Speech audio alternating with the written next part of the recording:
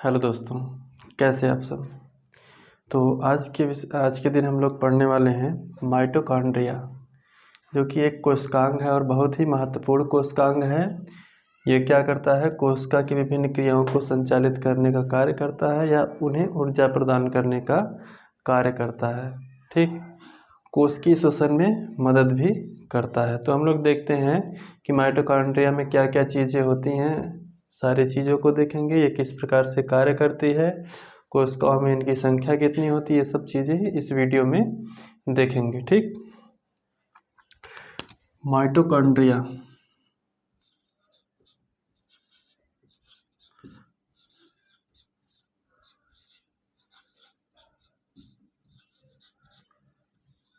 Mitochondria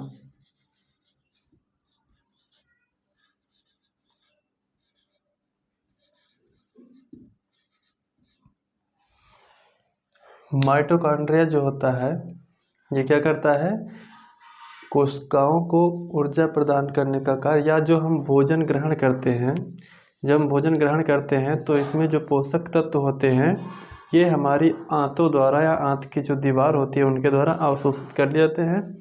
फिर जो हमारे शरीर में परिवहन तंत्र होता है, अर्थात जो खून होता है, जो ब्लड होता है, जो रक्त होता है, इस रक्त में मिलकर ये पोषक तत्व आते हैं कोशिकाओं तक।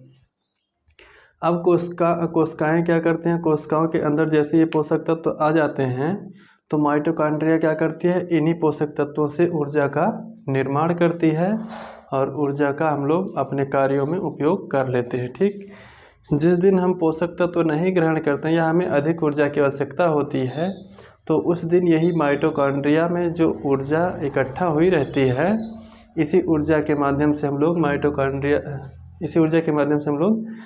विभिन्न प्रकार के कार्य करते हैं। जैसे किसी दिन मान लीजिए अगर व्रत है कोई, तो जब व्रत है वो कुछ खा नहीं रहा है, लेकिन अपना जो दैनिक कार्य है, जो शारीरिक कार्य चल रहा है, वो तो चलता ही रहता है ना। तो वो कैसे चलता है रहता है, उसके लिए ऊर्जा कहाँ से आती है, उसके लिए ऊर्जा आती है माइटोकॉन्ड्रिया से, क्योंकि माइटोकॉन्ड्रिया क्या करती है, ऊर्जा को संचित करके रखती है। ठीक, तो देखते हैं हम लोग क्या क्या चीज़ें हैं। अगर मैं इसके खोज की बात करूं, तो खोज किए थे एक कोलिकर नामक वैज्ञानिक हैं। कोलिकर माइटोकॉन्ड्रिया की खोज किए थे। कब किए थे, 1950 में। कोलिकर नामक वैज्ञानिक क्या किए थे, 1850 में, 1850 में किए थे। ठीक, माइटोकॉन्ड्रिया खोज कौन किए थे, कोलिकर। कब किए थे, 1850 में।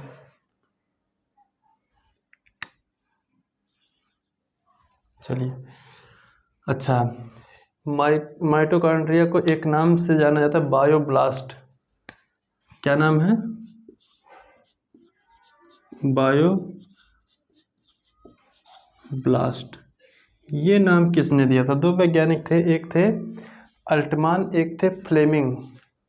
अल्टमान एवं फ्लेमिंग, दो वैज्ञानिकों ने क्या कहा था कि ये जो संरचना है, इस संरचना को बायोब्लास्ट कहा था। ठीक, कौन बोले थे, बायोब्लास्ट, अल्टमान, और एक थे फ्लेमिंग।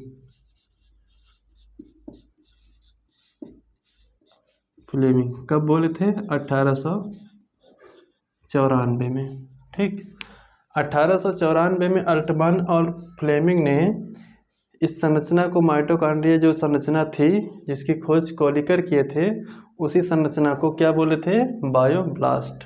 ठीक, फिर इसके बाद एक वैज्ञानिक आए जिनका नाम था सी बेंडा।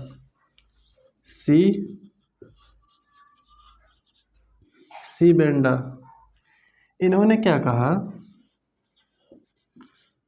सी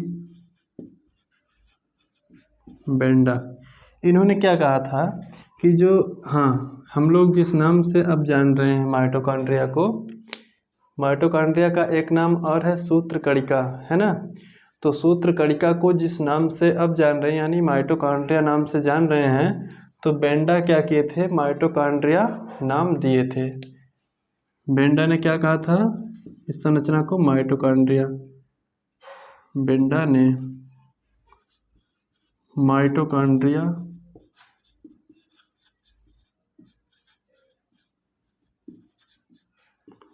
कहा था।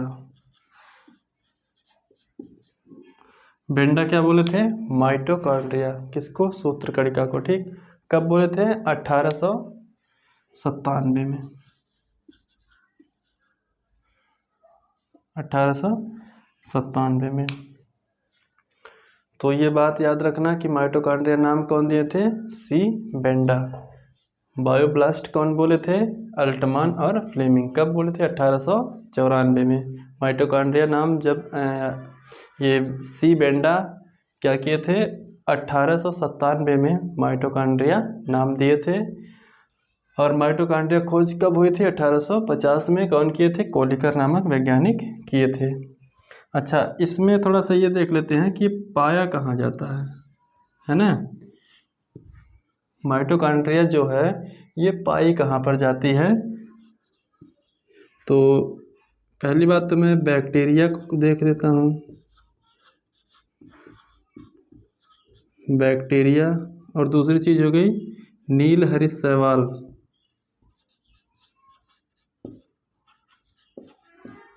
नीलहरित शैवाल। अगली चीज़ हो गई कि जो हमारे शरीर में, जो मनुष्य के शरीर में परिपक्व रुधिर कणिकाएं होती हैं, उनमें परिपक्व रुधिर कणिका,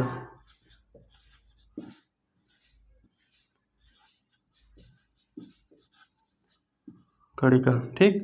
फिर से देखिएगा, बैक्टीरिया, नीलहरित शैवाल, परिपक्व रुधिर कणिका, इन तीनों को छोड़कर बाकी जितने भी जीव हैं सभी जीवों में माइटोकॉन्ड्रिया पाई जाती है ना, कणिका। इनको छोड़कर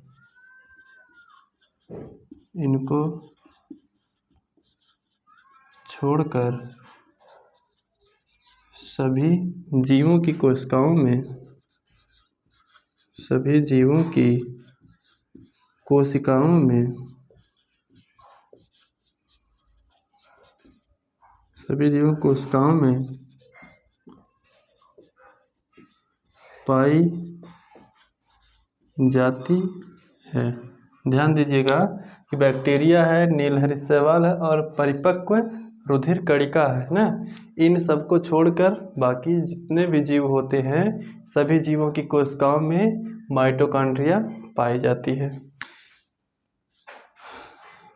इसको हिंदी में सूत्रकणिका के नाम से भी जाना जाता है। अच्छा, अगर मैं इसके आकार की बात कर लूं,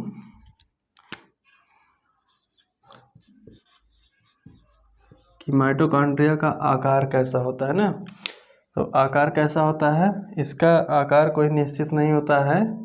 गोलाकार, छड़ाकार, वृत्ताकार, किसी भी आकार की हो जाती है।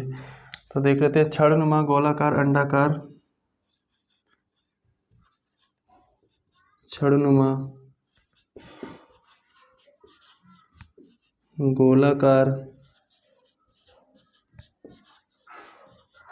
अंडाकार, वृत्ताकार, ठीक। इन सारे आकार की माइटोकॉन्ड्रिया होती हैं। अगर मैं इनकी संख्या की बात कर लूँ, संख्या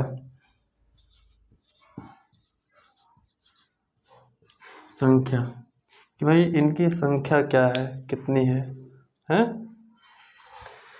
कि हाँ, इनकी संख्या सामान्यतः एक कोशिका में 200 से 300 माइटोकॉन्ड्रिया पाई जाती हैं। संख्या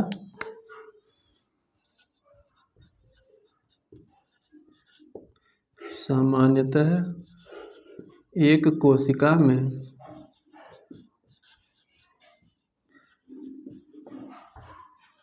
200 से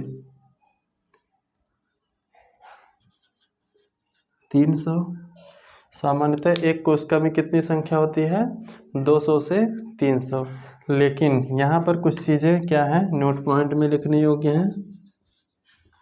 नोट लिख लेंगे कि यकृत की जो कोशिका होती है उसमें 1500 माइटोकॉन्ड्रिया पाई जाती है।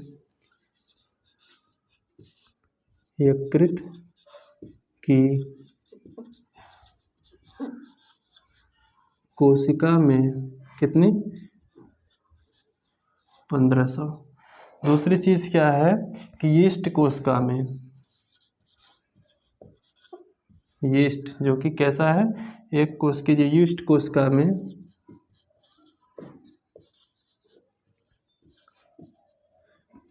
कुल मिलाकर कितने पाए जाते हैं? 10 माइटोकॉन्ड्रिया पाई जाती है। तो ये बड़ी महत्वपूर्ण बात है, इसको बहुत ध्यान से पढ़िएगा कि संख्या के विषय में जल्दी कोई बताता नहीं। ठीक, देखिए एक कोशिका की अगर सामान्य कोशिका की हम बात करें तो सामान्य एक कोशिका में 200 से 300 माइटोकॉन्ड्रिया पाई जाती है। लेकिन अगर मैं यकृत कोशिका की, विशेष कोशिका की बात करूं यकृत की, तो यकृत में 1500 माइटोकॉन्ड्रिया पाई जाती है। अगर मैं यीस्ट कोशिका की बात करूं तो यीस्ट कोशिका में 10 माइटोकॉन्ड्रिया पाई जाती है। अब अगर हम इसके कार्य की बात कर लें, हाँ इसको मिटा दिया जाता है। कार्य से पहले हम लोग किसकी बात करेंगे? संरचना की। तो संरचना आप लोगों को बोर्ड पर दिख ही रही होगी, इसमें बस कुछ चीज़ें हैं जो बताना है।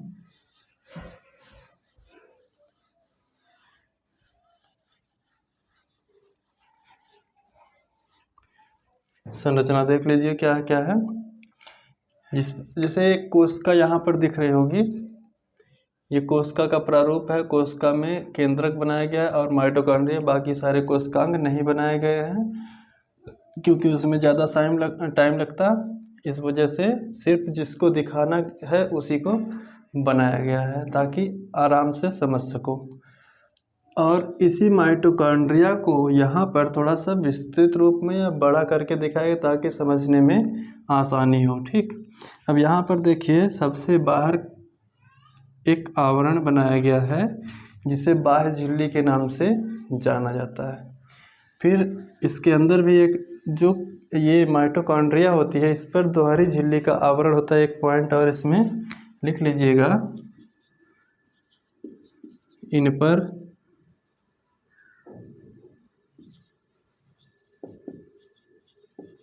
दोहरी झिल्ली का आवरण होता है। इन पर दोहरी झिल्ली का आवरण होता है, ये पॉइंट ध्यान दीजिएगा। पहली झिल्ली देखिए ये है, दूसरी झिल्ली ये है। मैं एक बॉक्स में दिखाता हूँ। ये जो संरचना है ये देखिए बाहर गई है, एक आवरण बनाई हुई संरचना है। तो इस संरचना को बाहरी झिल्ली के नाम से जाना जाता है। और इसके अंदर अगर हम देखेंगे ऐसी ही संरचना देखने को मिल रही है। तो ये संरचना क्या है? अंतः झिल्ली या आंतरिक झिल्ली। ठीक, फिर इसके बाद क्या है कि जब राइबोसोम पढ़ाया जा रहा था तो उसमें यह भी बताया गया था कि जो माइटोकॉन्ड्रिया होती है, माइटोकॉन्ड्रिया में भी राइबोसोम उपस्थित होते हैं। इसके अलावा लवक में भी राइबोसोम उपस्थित होते हैं ना। तो यहाँ पर देख सकते हैं कि ये छोटे छोटे जो बिंदु दिखाई दे रहे हैं, ये बिंदु क्या हैं? ये राइबोसोम ही हैं। इसके बाद यहाँ पर देखिए एक संरचना दिख रही है, ये संरचना जो दिख रही है, तो ये संरचना क्या है? ये है DNA, डीऑक्सीराइबोन्यूक्लिक एसिड। ठीक, ये संरचना है DNA। माइटोकॉन्ड्रिया का अपना DNA होता है। ये बात याद रखना बहुत महत्वपूर्ण है कि DNA कहाँ पर पाया जाता है? कोशिका में केंद्रक में पाया जाता है, माइटोकॉन्ड्रिया में पाया जाता है ना। अब इसके बाद हम लोग देखें एक संरचना दिख रही है क्रिस्टी। तो क्रिस्टी उस भाग को कहते हैं जो थोड़ा सा अंदर की तरफ धंसा हुआ होता है। यहाँ पर देखिए ये वाला भाग जो है, ये वाला भाग अंदर की तरफ धंसा हुआ है। ये धंसे हुए भाग को क्या कहते हैं? क्रिस्टी कहते हैं। इसके बाद जो आंतरिक झिल्ली के अंदर, जो अंतः झिल्ली के अंदर जो द्रव्य भरे होते हैं, जो तरल पदार्थ भरा हुआ होता है, उसी तरल पदार्थ को आधार द्रव्य के नाम से जाना जाता है। तो कुल मिला जुला कर ये हो गई माइटोकॉन्ड्रिया की संरचना के बाद ये चीज़ें तो देख ही लिए हैं कि इन पर दोहरी झिल्ली का आवरण होता है। हम लोग माइटोकॉन्ड्रिया के कार्य की बात कर लेंगे।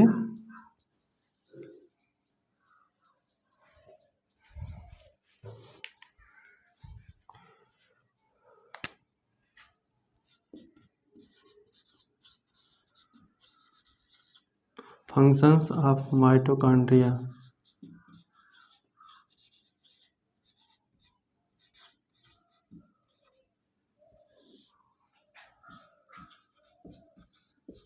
माइटोकॉन्ड्रिया के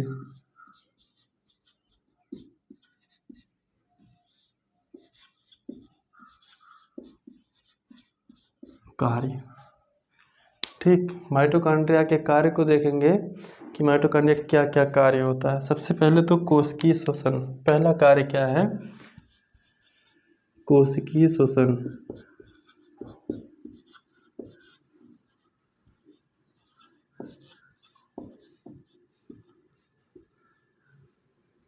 देखिए, अंतः श्वसन बाह्य श्वसन का नाम सुने होंगे। फेफड़े द्वारा बाह्य श्वसन, देखिए बाहरी वातावरण से हम लोग डायरेक्ट क्या करते हैं, श्वसन की क्रिया करते हैं, तो ये फेफड़े द्वारा होता है। लेकिन अंतः श्वसन जो होता है, अंतः श्वसन की क्रिया जो हमारे शरीर के अंदर श्वसन हो रहा है, इसे अंतः श्वसन कहते हैं। ये श्वसन कोशिकीय श्वसन होता है। कोशिकीय श्वसन का क्या मतलब कि जब हम रक्त परिसंचरण को पढ़ते हैं तो रक्त परिसंचरण में क्या चीज़ें बताई जाती हैं कि थोड़ा सा फेफड़े से चलते हैं।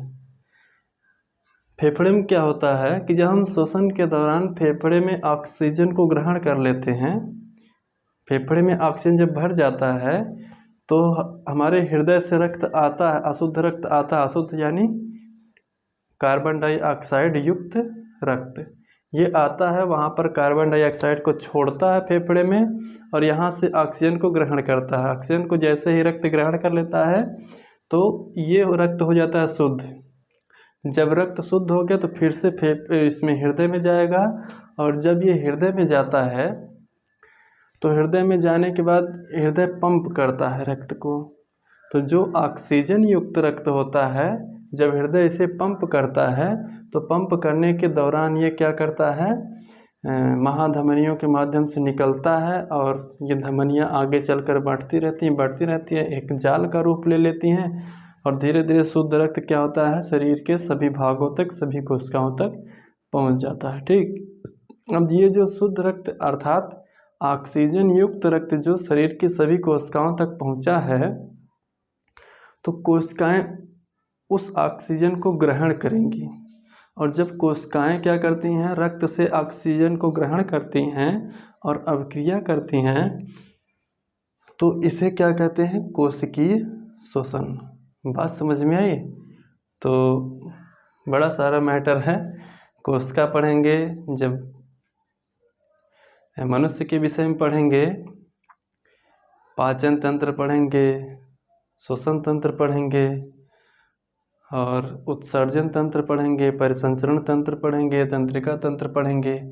तो कुल मिला जुला कर जब इतना पढ़ लेंगे तो ये सारी बातें अपने आप क्लियर हो जाएंगी। तो कोशिकीय श्वसन समझ में आ गया होगा कि कोशिकाएं जब श्वसन की क्रिया करती हैं अर्थात ऑक्सीजन को ग्रहण करती हैं, कार्बन डाइऑक्साइड का त्याग करती हैं ना। श्वसन का तो यही मतलब होता है। श्वसन, अगर मैं श्वसन की बात कर लूँ तो क्या क्या होता है इसमें, श्वसन के दौरान O2 का क्या होता है, ग्रहण किया जाता है और कार्बन डाइऑक्साइड क्या किया जाता है, त्याग किया जाता है ना। O2 का ग्रहण किया जाता है, ऑक्सीजन को ग्रहण किया जाता है और कार्बन डाइऑक्साइड का त्याग किया जाता है। यही तो श्वसन में होता है। तो जब कोशिकाएं इस प्रकार से करती हैं, ऑक्सीजन को ग्रहण करेंगी और कार्बन डाइऑक्साइड का त्याग करेंगी, तो ये श्वसन कैसा कहलाएगा, कोशिकीय श्वसन। तो ये क्रिया जो होती है, अब देखिए पाचन तंत्र जब पढ़ेंगे तो उसमें एक चीज़ बताया जाएगा कि जो पोषक तत्व होते हैं ये खून में मिलकर, ये रुधिर में मिलकर आते कहाँ पर हैं, हमारी कोशिकाओं तक। कोशिकाएं पोषक तत्वों को ग्रहण कर लेती हैं ना। तो जब कोशिकाएं पोषक तत्व को ग्रहण कर लेंगी तो ऐसे में होगा क्या, अब इन पोषक तत्वों से ऊर्जा प्राप्त करने के लिए ऑक्सीजन की आवश्यकता होगी। तो ये रुधिर जो होते हैं ये फेफड़े से ऑक्सीजन भी लेकर आते हैं कि चलो भाई ऑक्सीजन आ जाओ हमारे साथ, हमारी ज़रूरत पड़ी है किसको, कोशिका को। तो उसको पकड़ कर ले आएंगे फेफड़े से, और फेफड़े से जब पकड़ कर ले आते हैं ऑक्सीजन कोशिकाओं तक, ऑक्सीजन को लेकर आते हैं। तो जैसे ही कोशिका क्या पाती है, ऑक्सीजन और पोषक तत्व, फिर वो क्या करती है, ऊर्जा का निर्माण करना स्टार्ट कर देती है। और ऊर्जा का जब निर्माण होता है तो उसी ऊर्जा का उपयोग करके हम लोग क्या करते हैं, अपने दैनिक कार्यों को करते हैं, या हमारे शरीर के अंदर जो भी अंग हैं ये सुचारू रूप से कार्य करते हैं। ठीक, तो ये कोशिकीय श्वसन हो गया। कोशिकीय श्वसन के दौरान क्या होता है, ऊर्जा का निर्माण होता है। ठीक, दूसरी चीज़ क्या है, इसमें दो ही चीज़ें बताऊंगा। एटीपी का संचय, एटीपी का संचय। देखिए जब हमें कहीं से पैसा मिलता है, धन मिलता है, तो हम लोग अपने ज़रूरत भर उसका उपयोग कर लेते हैं।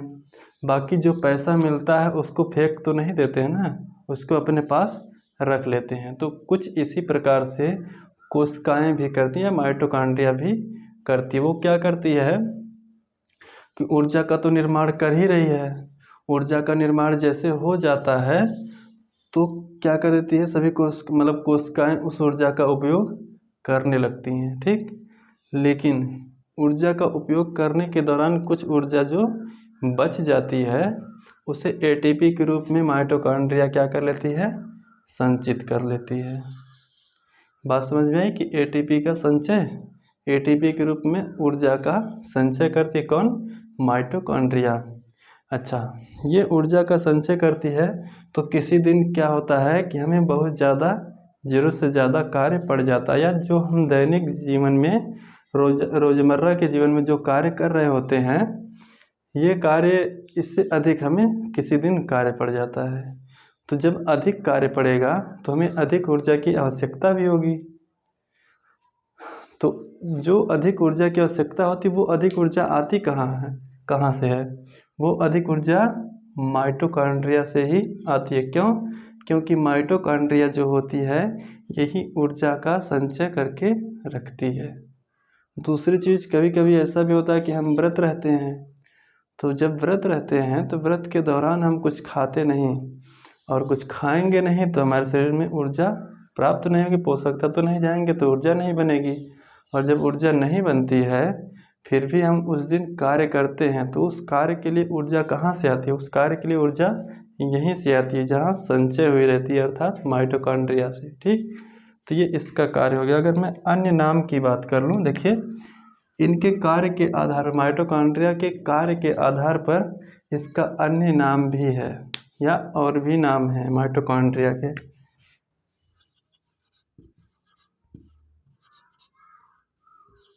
अगर मैं अन्य नाम की चर्चा कर लूँ तो ऊर्जा गृह बहुत इम्पॉर्टेंट है। ये जो है अन्य नाम, ये बड़ा इम्पोर्टेंट है।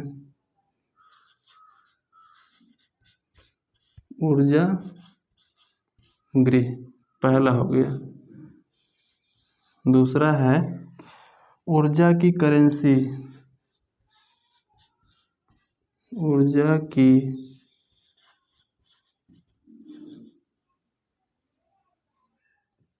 करेंसी। तीसरा हो जाएगा आपका ऊर्जा का बिजली गृह, जो कोशिका का बिजली गृह।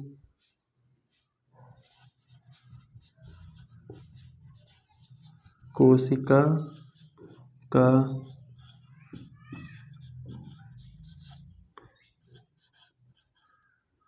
बिजली गृह या शक्ति गृह।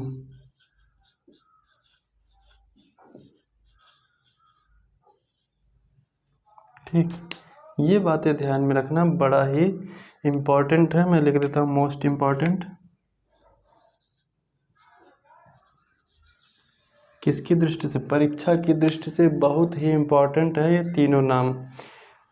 कभी भी देखिए, जो कंपटीशन का पेपर होता है, चाहे पुलिस का हो गया, SSC GD UP police, Delhi police, कुछ भी कोई भी पेपर हो गया, अगर वहाँ पर ये जीव विज्ञान से क्वेश्चन बन रहा है, कोशिका से क्वेश्चन बन रहा है, तो मान कर चलिए 80% संभावना ये है कि ये क्वेश्चन जरूर आएगा। कोशिका का ऊर्जागृह किसे कहते हैं?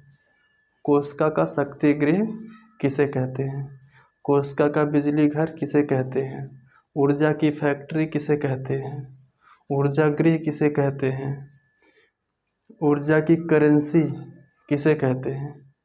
ये क्वेश्चन जरूर बनते हैं, तो इसको बड़े ध्यान से पढ़िएगा और याद रखिएगा।